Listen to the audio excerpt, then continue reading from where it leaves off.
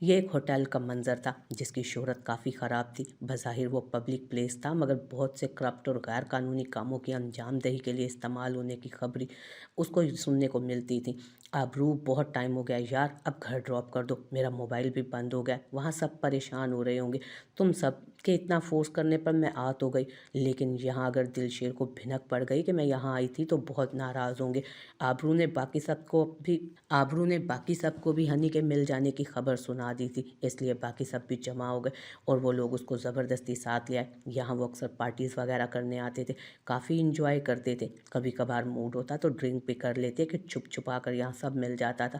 وہ یہاں کے سب پرانے کسٹمرز تھے، مگر پہلے اور اب میں فرق تھا، اب اس کو اس سب کی اجازت نہیں تھی۔ تو کیا اب تم اپنی حویلی میں قید کر کے رکھے گا تمہیں تو کیا اب وہ تمہیں اپنی حویلی میں قید کر کے رکھے گا، تمہیں ہم سب سے ملنے بھی نہیں دے گا کیا؟ آبرو کو ہرگز پسند نہیں آیا یہ سب۔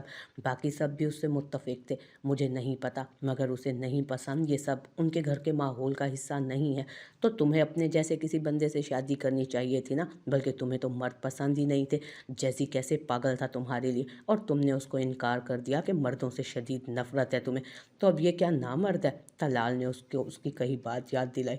شٹ اپ طلال، تم ہرگز بھی اس کے بارے میں میرے سامنے ایسا نہیں بول سکتے۔ مجھے مردوں سے ہمیشہ نفرت رہی ہے، کیونکہ میں نے اس جیسا مرد دیکھا ہی نہیں تھا پہلے۔ وہ بالکل ویسا مرد ہے جیسا مرد کو ہونا چاہیے، با کردار، با ہمت، غیور، دلیر۔ وہ عورت کی عزت کرنا جانتا ہے اور احترام بھی رکھتا ہے۔ میرے پاس ویسے لفظ ہی نہیں جن میں اس کو بیان کر سکوں۔ اسی پل اس کی نظر گارڈز اور کچھ پولیس اہلکاروں کے ساتھ اندر داخل ہوتے دلشیر احان پر پڑی۔ اس کا رنگ فک ہو گیا، پہلی چوری اور پہلی بار پکڑی گئی۔ دلشیر بھی آس پاس کا جائزہ لیتے اس کو دیکھ چکا تھا۔ ایک پل کو دونوں کی نظریں ملی، اس کی آنکھوں میں ایسا ٹھٹھرا دینے والا سر تاثر تھا کہ ہنی کو اپنی ریڑھ کی ہڈی تک سنسناہٹ محسوس ہوئی۔ پولیس کو دیکھتے وہاں ایک ہڑبڑی سی مچ چکی تھی، لوگ ادھر ادھر بھاگتے پھر رہے تھے، یہاں تک کہ ہوٹل کا عملہ بھی بوکھلاہٹ کا شکار ہوتے فرار ہونے کے چکر میں تھا۔ اس نے پلٹ کر ایک پولیس والے سے کچھ بات کی تو وہ سب تیزی سے دائیں بائیں جانب اور کچھ اوپر منزل کی طرف بڑھ گئے۔ اگلے ہی پل وہ تیر کی طرح اس کی طرف بڑھا اور اس کو اپنی طرف بڑھتے دیکھ ٹرانس کی کیفیت میں وہ اپنی جگہ سے اٹھی۔ وہ چہرے پر غیظ و غضب کے تاثرات لیے اس کے سر پر آن پہنچا، بنا کچھ کہے، بنا کچھ بولے۔ اگلے ہی پل اس کو ساتھ گھسیٹتے کسی طوفان کی طرح وہاں سے نکلا، لا کر اس کو گاڑی کی پچھلی سیٹ پر پکڑا اور دھاڑ سے دروازہ بند کیا کہ وہ اچھل کر پیچھے کو کھسکی۔ ڈرائیونگ سیٹ سنبھالتے اس نے گاڑی ہوا کی طرح اڑائی، چہرے کے عضلات بری طرح تنے ہوئے تھے۔ ہنی کا دل پتے کی مانند لرز رہا تھا، گاڑی کی سپیڈ خطرناک حد سے بھی زیادہ تھی۔ پلیز آہستہ چلائیں، کہیں کوئی نقصان۔ شٹ اپ، منہ بند رکھو تم اپنا، آواز نہ آئے مجھے جب تک ہم گھر نہیں پہنچ جاتے۔ وہ بولا نہیں تھا، یوں لگ رہا تھا جیسے دھاڑ رہا ہو، کسی زخمی شیر کی طرح۔ اس نے پہلی بار اس کو غصے میں دیکھا تھا، اور وہ اتنا شدید غصے میں تھا کہ وہ کھڑکی کے ساتھ لگ کر بیٹھ گئے۔ تھوڑی ہی دیر بعد وہ حویلی پہنچ چکے تھے۔ اس سے پہلے کہ وہ باہر نکلتی، اس نے باہر آ کر بیک ڈور کھولتے اس کو پھر سے بازو سے دبوچا اور آگے بڑھنے لگا۔ اس کو اس طرح آندھی طوفان بنے دیکھ وہ سب جو لاؤنج میں بیٹھی تھیں اپنی اپنی جگہ سے کھڑی ہوتی حیران پریشان ہوئی۔ کیا ہوا ہے دلشیر، ایسے کیوں گھسیٹ رہے ہو بچی کو؟ مگر وہ بنا کسی کو کوئی جواب دیتے آگے بڑھ گیا۔ وہ سب آوازیں دیتے رہ گئے، مگر وہ انسنی کرتا اس کو اپنے ساتھ ہی گھسیٹتا وہ آگے بڑھ گیا۔ رخ اپنے کمرے کی طرف تھا۔ زندہ گاڑ دوں گا میں تمہیں اگر دوبارہ میں نے ان کے ساتھ دیکھا تمہیں تو۔ غصے سے سرخ پڑتے اس کے خد و خال اور لہجے میں شیر جیسی دھاڑ تھی۔ اپنے آپے میں کب تھا وہ، ایسا غصہ، ایسا قہر کہ بمشکل خود پر ضبط کر رہا تھا، ورنہ جی تو چاہ رہا تھا کہ پسٹل کی ساری گولیاں اس کی کھوپڑی میں اتار دے۔ جھٹکے سے اس کی کلائی چھوڑتے اس کو بیڈ پر دھکیلا۔ اب تم نکالو یہاں سے ایک بھی قدم باہر، اسی کمرے کو تمہاری قبر نہ بنا دوں میں۔ وہ جو ابھی پہلے جھٹکے سے ہی نہ سنبھلی تھی، پلٹ کر سیدھی ہوئی تو وہ اس کے قریب جھکا ہوا تھا۔ ایک تو اس کا اتنا پاس ہونا، دوسرا اس کا اتنا شدید ترین غصہ، اور تیسرا اس کے الفاظ۔ اس کی ریڑھ کی ہڈی تک سنسناہٹ دوڑ گئی تھی اندر۔ بے جان پڑتے اپنے وجود کو اس نے پیچھے کو کھسکاتے اس سے دور ہونے کی کوشش کی۔ وہ تو اب تک ہوش میں پتہ نہیں کیسے تھی، ورنہ اس کا ایسا قہر برساتا لہجہ اور جنون کی حدوں کو چھوتا غصہ اس کے حواس سلب کر رہا تھا۔ دل تھر تھر کانپ رہا تھا اس کا، اور جسم کی کپ کپاہٹ واضح تھی۔ اس کو وہیں چھوڑتے ہوئے وہ دھاڑ سے دروازہ بند کرتا جا چکا تھا۔ کیا ہو گیا، دماغ ٹھکانے پر ہے تمہارا؟ ماہمہ کو اس پر تپ چڑھی۔ کچھ نہیں ہوا، مجھے کچھ کام ہے اس لیے ابھی واپس جانا ہے۔ ابھی صرف نکاح ہوا ہے، رخصتی نہیں۔ پھر اس کو اس طرح گھسیٹتے ہوئے اپنے کمرے میں لے جانے کا کیا مطلب ہوا؟ نکاح ہو چکا ہے نا، سمجھیں، آج رخصتی بھی ہو گئی، اور اب سے وہی اس کی جگہ और उसको कोई बाहर नहीं निकालेगा, कमरा लॉक है। बाकी मैं डैड और डैडी से इस बात पर खुद ही बात कर लूँगा, अभी ड्यूटी पर हूँ इसलिए वापस जाना है, अल्लाह हाफिज़। अपनी बात कहते जैसे वो आया था वैसे ही तनफन करता हुआ वो वापस निकल गया था घर से, और वो पीछे से अरे अरे करती ही रह गई। वहाँ से इजाज़त लेकर निकले तो यूं ही लॉन्ग ड्राइव के लिए निकल पड़े। एक लंबी राइड के बाद काफ़ी लेट वो दोनों हवेली वापस आए थे। लाउंज सुनसान पड़ा था, यकीनन सब अपने अपने कमरों में होंगे। कमरे में दाखिल होते ज़ाहिर ने कंधे पर लटकाया हुआ कोट सोफे पर रखा, जबकि जायशा सीधा ड्रेसिंग रूम की तरफ बढ़ गई कि मारे थकन के उस वक्त बुरा हाल था। उस वक्त वो बस जल्द अज जल्द चेंज करके बिस्तर पर गिर जाना चाहती थी। ज़ाहिर कफलिंग्स निकालते पलटा तो ब्राउन कलर के पेपर में कुछ रैप किया हुआ कोई गिफ्ट था या जाने क्या था। उसने आगे बढ़कर देखा, ऊपर ही एक चिट लगी हुई थी। ज़ाहिर ने हाथ बढ़ाकर वो चिट उतारी। फॉर भाई एंड भाभी। कुछ लम्हे इतने खूबसूरत और मुकम्मल लगते हैं कि उन्हें कैद कर लेने को जी चाहता है। जैसे अचानक गुजरते गुजरते मेरी नज़रों ने एक ऐसा ही हसीन मोमेंट देखा और ना चाहते हुए भी मैं खुद को रोक नहीं पाया। बिना इजाज़त ऐसी हरकत वैसे तो अखलाकियात के ज़ुमरे में नहीं आती, लेकिन उसे देखने के बाद आप लोग माइंड नहीं करेंगे। फ्रॉम जुरेज जारून शाह। ज़ाहिर ने चिट पढ़कर साइड पर रखते आगे बढ़कर वो रैपर हटाना शुरू किया कि ऐसा क्या था उसमें। वो एक वो एक इनलार्ज साइज़ फ़ोटो थी जिसको उसने फ्रेम करवाया था, और वो उनकी आज की शाम वाली पिक्चर थी जिसमें वो जायशा के हाथ अपने हाथों में लिए खड़ा, चेहरे पर मोहब्बत भरे तासुरात लिए जायशा को देख रहा था। जायशा चेंज करके आई तो उसको बेड के पास खड़े देखकर आगे बढ़ी, मगर सामने पड़ी वो फुल इन लार्ज साइज तस्वीर देखकर वो भी मसमराइज हुई थी। ये काफ़ी देर बाद वो अपनी नज़रें तस्वीर से हटाए उसको देखते इतना ही कह पाए, जुरेज के काम है। ज़ाहिर खुलकर मुस्कुराया, जबकि आंखों में पसंदीदगी वाज़ेह थी।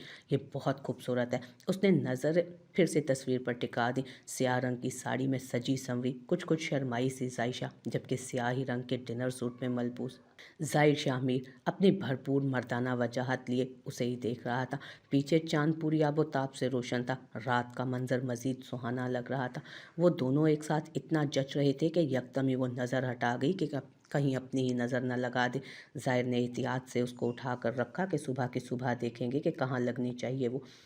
2:15 बज रहे थे जब वो हवेली में दाखिल हुआ। दिमाग अब तक गुस्से से फट रहा था।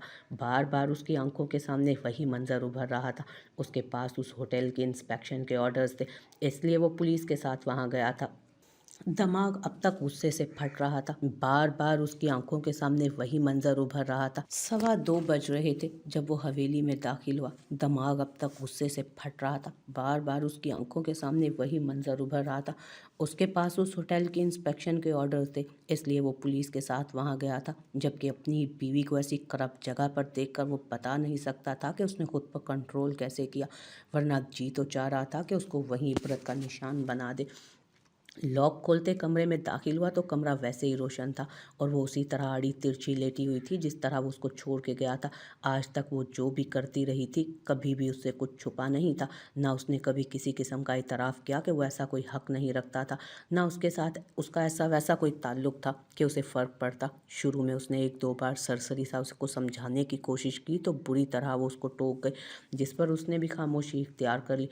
मगर अब उसने सब बातें उसके साथ पहले ही क्लियर की थी। इसके बावजूद उसने वही किया जिसकी वजह से वो ये फ़ैसला करने से हिचकिचा रहा था कि बाद में वो उसे अपनी ऐसी हरकतों की वजह से सबके सामने शर्मिंदा ना कराती फिर, और उसने मौका मिलते ही वही किया।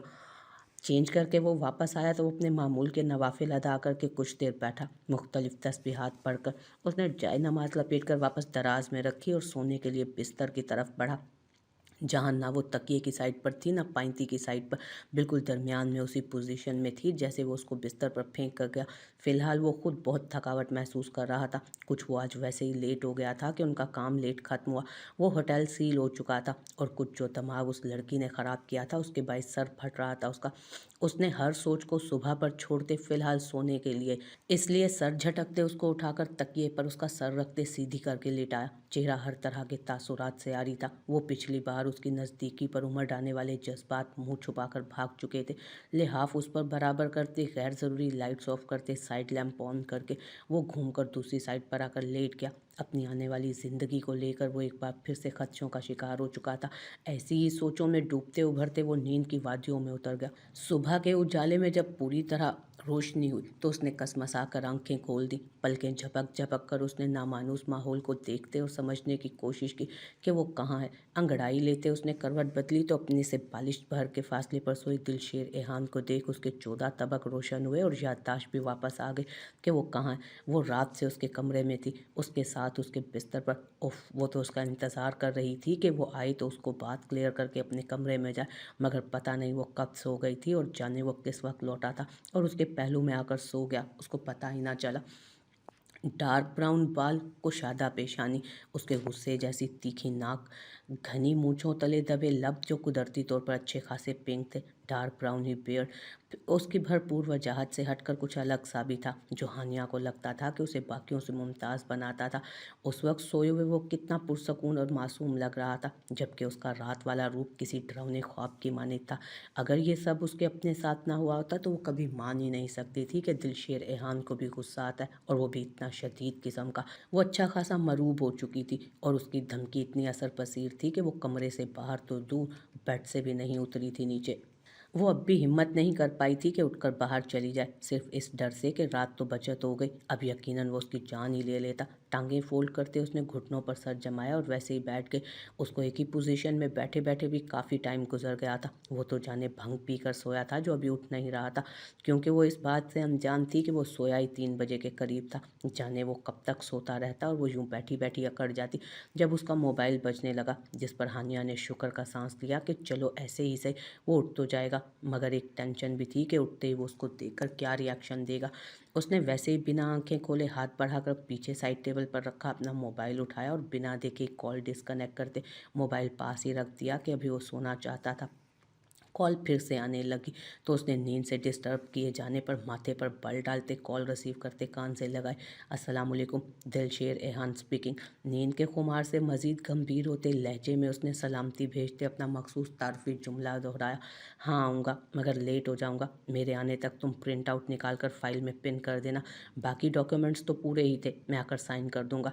अपने ध्यान में बात करते जब उसकी नज़र बैकग्राउंड से टेक लगाकर बैठी अपनी जोजा मोहतरमा पर पड़ी तो मूड मजीद ख़राब हुआ। गुफ्तगू मुख्तसर करते उसने अलविदाई कलमात कहते कॉल डिस्कनेक्ट करते मोबाइल साइड पर रखा, बिना उसे मुखातिब किए उठकर फ्रेश होने चला गया।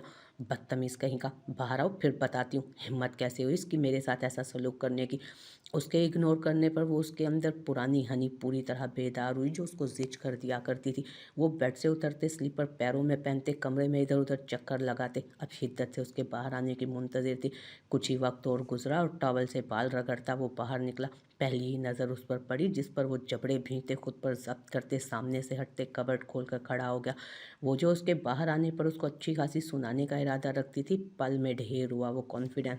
मुझे बात करनी है, आखिर कब तक यहाँ कैदियों की तरह खड़ी रहूँ। वो तो फ़िलहाल उसे इग्नोर किए हुए था, उसको ही बात करने में पहल करना पड़ी।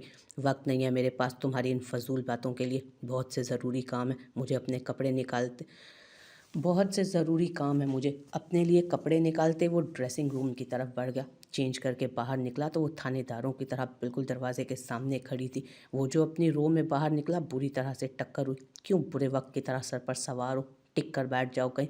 जवाबन वो बुरी तरह झिड़कते ड्रेसिंग टेबल की तरफ बढ़ा था। मुझे भी कोई शौक़ नहीं तुम्हारे सर पर सवार होने का, जा रही हूँ मैं। शौक़ तो तुम्हारे बहुत अच्छे से जानता हूँ, बाकी रह जाने की बात तो अगर अपनी बकिया ज़िंदगी तुम इस बिस्तर पर लेट कर गुजारना चाहती हो तो शौक़ से जाओ। बाल ब्रश करते उसने आईने में उसे देखते हुए कहा, बिना मेरी बात सुने तुम मुसलसल रात से मेरे साथ ज़्यादती कर रहे हो। तुम मुझे सबके सामने बेइज्जत कर चुके हो, जिसकी मैं तुमसे कम अज़ कम उम्मीद नहीं कर सकती थी। इतने दिल को छू जाने वाली बात पर मैं तुम्हारे लिए तालियां बजाना चाहता हूँ। बेइज्जत होना किसे कहते हैं ये तुम मुझसे पूछो। तुम्हें मैंने किया बेइज्जत? मैंने किया है क्या बेइज्जत? शदीद तरीन गुस्से के बावजूद तुम्हें फिर से अपने घर पर ले आया, ये बेइज्जत ही तो करना।